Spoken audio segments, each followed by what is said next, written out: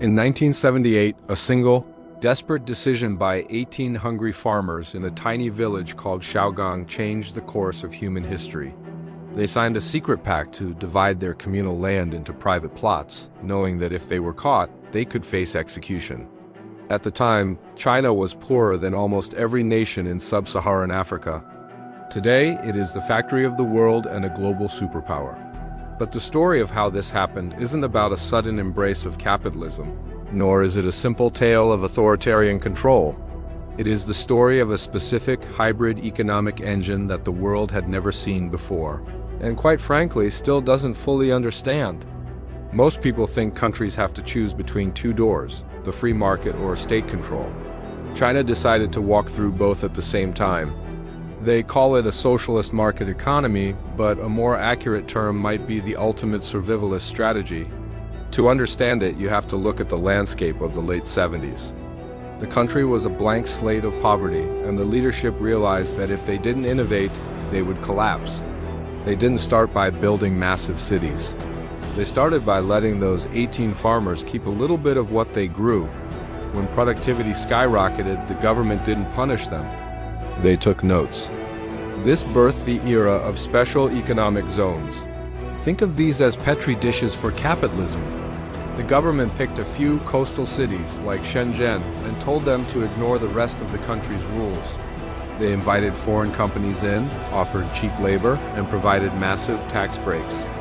It was an invitation to the world to use China as a giant workbench. But here is the twist that separates China from every other developing nation.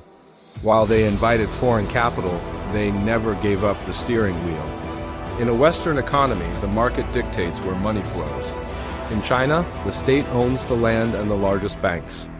This creates a unique superpower, the ability to force an entire economy to move in one direction overnight. If the government decides the future is electric vehicles or high-speed rail, they don't just provide a tax credit. They command the banks to lend, the factories to build, and the cities to pave the way. It is a system of forced momentum. But this model relies on a very specific and often invisible trade-off. For decades, the Chinese people saved at one of the highest rates in the world. Because the state controlled the banks, they could take those trillions of dollars in personal savings and funnel them into massive infrastructure projects. Your savings account effectively built the bridge in the next province. This created a cycle of explosive growth, but it also created a society where the citizen's wealth was secondary to the nation's hardware. Now we are entering the final act of this particular model. For 40 years, the strategy was simple: build more, export more, and grow at any cost. It worked. It lifted 800 million people out of poverty. But you can only build so many bridges and export so many plastic toys before you hit a wall. The cheap labor is gone because the country has become too wealthy to be cheap. The massive infrastructure projects are starting to yield diminishing returns. The ghost cities and the debt in the property sector are the first cracks in a foundation that was built for speed, not necessarily for a long-distance marathon. The world is watching to see if this hybrid engine can shift gears. The model that made China rich was a masterpiece of timing, iron will coordination, and a massive bet on the global trade system. But as the geopolitical climate cools and the internal debt rises, the question is no longer how China got rich. The question is whether a system built on total control can survive in a world that is becoming increasingly unpredictable.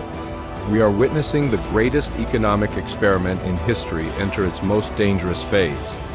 The rules that worked for the last 40 years are no longer on the table, and the new ones haven't been written yet. One has to wonder if the secret pact made by those 18 farmers in 1978 has finally reached its limit.